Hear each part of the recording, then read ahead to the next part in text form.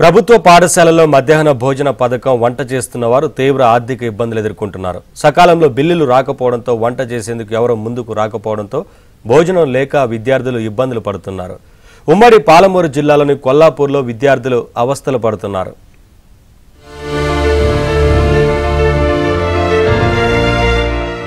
నాగర్ కర్నూలు జిల్లా కొల్లాపూర్ నియోజకవర్గం సింగోటంలోని జిల్లా పరిషత్ ఉన్నత పాఠశాల, జావాయిపల్లిలోని ప్రాథమిక పాఠశాల, పెంట్లవెల్లి మండలంలోని మడవపల్లి నగర్ ప్రాథమిక పాఠశాలలో విద్యార్థులకు మధ్యాహ్న భోజనం అందటం లేదు. సింగోటం పాఠశాలలో దాదాపు 100 మంది విద్యార్థులు, జావాయిపల్లి, మడవస్వామి నగర్ లో విద్యార్థులు పాఠశాలలో ప్రభుత్వం ఇచ్చే మధ్యాహ్న భోజన సౌకర్యం లేక తీవ్ర ఇక్కట్లకు గురవుతున్నారు. ఇంట్లో వసతి ఎలా ఉన్నా విద్యార్థుల చదువులకు ఆటంకం ఉండకూడదన్న ఉద్దేశంతో ప్రభుత్వం మధ్యాహ్న భోజన పథకం ఏర్పాటు చేసింది. కానీ ఈ పాఠశాలలో వంటవాళ్లు వంటలు చేసేందుకు ముందుకు రాకపోవడంతో భోజన వసతి కల్పించడం లేదు. పాఠశాలలు ప్రారంభమైన రోజు నుంచి కూడా ఇదే పరిస్థితి. దాంతో ఇంట్లో వసతి ఉన్నవారు లంచ్ బాక్సులు తెచ్చుకుంటున్నారు. మిగతా పేద విద్యార్థులు మధ్యాహ్నం పస్తులు ఉండాల్సిన దుస్థితి నెలకొంది. వీటన్నిటికీ మించి ఇక భోజన వసతి లేదన్న కారణంగా బడి కూడా మానే విద్యార్థుల సంఖ్య రోజురోజుకి పెరుగుతుంది. మా స్కూల్ స్టార్ట్ అయినప్పటి నుంచి భోజన కార్యక్రమం జరుగుతలేదు. దానివల్ల మాకు చాలా ఇబ్బందులు వస్తున్నాయి. పొద్దున పూట తినొస్తున్నాం, మళ్ళీ ఇంటికాడ పేరెంట్స్ పొలాల పనులకు పోతారు కాబట్టి మళ్ళీ ఇంటికి వెళ్ళేతాలకు ఇల్లు తాళం వేసుకొని ఉంటుంది. మళ్ళీ ఇంటికి వెళ్ళి మేము మళ్ళీ స్కూల్కి రిటర్న్ వచ్చేస్తున్నాము. మళ్ళీ ఇదే కాక వర్షాకాలం వచ్చింది. వర్షాకాలం వల్ల మా రోడ్ల మీద పోవటానికి ఇంకా చాలా ఇబ్బందులు గురవుతున్నాయి. మా పాఠశాలలో మధ్యాహ్న భోజనం అమల్లో లేదు. కావున మా తల్లిదండ్రులు భోజనం చేయాలంటే ఇబ్బంది కలుగుతుంది. కొన్నిసార్లు తింటున్నాం, కొన్నిసార్లు ఉపాసం ఉంటున్నాం. ఉపాసం ఉండడం వల్ల మేము చదువు మీద కాన్సన్ట్రేషన్ తక్కువ అవుతుంది.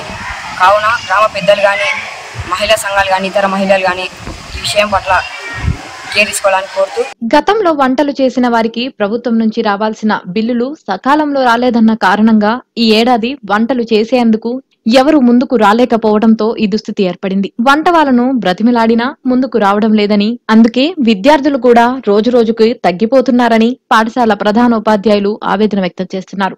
ఎన్నిసార్లు ప్రయత్నించినా వంట వాళ్ళు ససేమిరా అంటున్నారని వెల్లడించారు. మా పాఠశాలలో మధ్యాహ్న భోజన పథకం అమలు జరగడం లేదు. ఈ విషయంపై మేము గ్రామస్తులను, మహిళా సంఘాలను సంప్రదించడం జరిగింది. అయినా ఎవరు కూడా ముందుకు రావడం లేదు వంట చేయడానికి. ఈ పథకం అమలు జరగకపోవడం వల్ల పాఠశాలలో విద్యార్థులకు చాలా ఇబ్బందిగా ఉంది. ఉదయం వాళ్ళు ఏదో కొద్దిగా తిని వస్తున్నారు, మధ్యాహ్నం భోజనం లేక ఇబ్బంది పడుతున్నారు. మా పాఠశాలలో సమీప గ్రామాల విద్యార్థులు కూడా ఉన్నారు. జవాయిపల్లి బాడీ తినే విద్యార్థులు ఉన్నారు. వాళ్ళు టిఫిన్ లేకుండా, మధ్యాహ్న భోజనం క్యారియర్ లేకుండా వస్తున్నారు. ఇక్కడ పథకం అమలు జరగకపోవడం వల్ల వాళ్ళు ఉపాసం ఉంటున్నారు. అందుకోసం విద్యార్థులు చదువుకోవడానికి చాలా తీవ్రమైన ఇబ్బందులు ఏర్పడినాయి. ఈ గ్రామంలో మహిళా సంఘాలను, గ్రామ పెద్దలను అందరినీ కూడా సంప్రదించడం జరిగింది. అయినప్పటికీ కూడా వంట ఏజెన్సీలు ఎవరు కూడా వంట చేయడానికి ముందుకు రాకపోవడం వల్ల విద్యార్థులకు చాలా ఇబ్బందులు ఏర్పడుతున్నాయి. ఉమ్మడి మహబూబ్ నగర్ జిల్లాలో చాలా పాఠశాలలో అక్షయ పాత్ర ఫౌండేషన్ వారు మధ్యాహ్న భోజనం అందిస్తున్నారు. ప్రభుత్వం ఇచ్చే బియ్యంతో పాటు ప్రతి విద్యార్థికి వంట కోసం ఇచ్చే డబ్బులు కూడా ప్రభుత్వం నేరుగా అక్షయ పాత్ర ఫౌండేషన్ కు బదిలీ చేస్తుంది. అలా పెద్ద ఎత్తున అక్షయ పాత్ర వంటశాలలు ఏర్పాటు చేసి ప్రత్యేక వాహనాల ద్వారా మధ్యాహ్న భోజనాన్ని సరఫరా చేస్తున్నారు. ఇలా అక్షయ పాత్ర నుంచి వచ్చే భోజన సౌకర్యం అద్భుతంగా ఉండటంతో విద్యార్థులకు ఎలాంటి ఇబ్బంది కలగడం లేదు. కానీ అక్షయ పాత్ర సౌకర్యం లేని పాఠశాలలు మాత్రం చాలా దుర్భర పరిస్థితిని ఎదుర్కొంటున్నాయి. గ్రామాల్లో ఉండే మహిళా సంఘాల వారు పాఠశాలల్లో వంట చేసేందుకు ఒప్పందం కుదుర్చుకుంటారు. ప్రతినిత్యం విద్యార్థులకు సరిపడ బియ్యం పాఠశాలలోనే తీసుకుని వారి సొంత ఖర్చులతో కూరగాయలు, ఇతర కిరాణా వస్తువులు కొనాలి. వాటిని వండిన తర్వాత విద్యార్థులు భోజనం చేసే వరకు అక్కడే ఉండి పర్యవేక్షించాలి. అందుకుగాను ప్రభుత్వం నుంచి విద్యార్థుల తరగతి స్థాయిని బట్టి డబ్బులు వస్తాయి. 1వ తరగతి నుంచి 5వ తరగతి వరకు ప్రతి విద్యార్థికి ప్రతిరోజు ₹5.45, 6-7 తరగతుల విద్యార్థులకు ₹8.17, 9-10 తరగతి విద్యార్థుల కోసం ₹10.67 చొప్పున ప్రభుత్వం చెల్లిస్తుంది. ఇలా చెల్లించడంతో పాటు ప్రభుత్వం ప్రత్యేక మెనూ కూడా రూపొందించింది.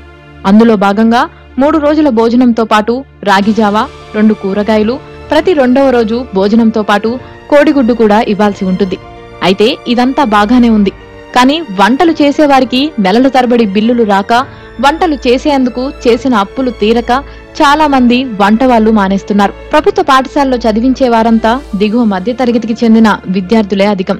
బడిలో మధ్యాహ్న భోజనం లేకపోవడంతో తమ పిల్లల్ని ఎలా చదివించాలని తల్లిదండ్రులు ఆవేదన వ్యక్తం చేస్తున్నారు. సింగోటం పిల్లలు చదువుకోవడానికి వస్తున్నాం, ప్రభుత్వం బడి అని పంపిస్తుంటే వాళ్ళకు అన్నం సౌకర్యం ఇంటికాడ తినొస్తారు, కానీ మధ్యాహ్నం టైంలో చాలా ఇబ్బందికరమైంది.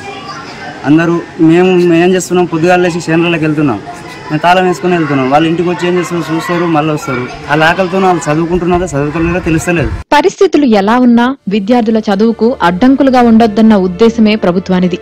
ఆ లక్ష్యం నెరవేరాలంటే భోజన బిల్లులకు ఎలాంటి ఆటంకాలు లేకుండా చూడాల్సిన బాధ్యత కూడా ప్రభుత్వానిదే.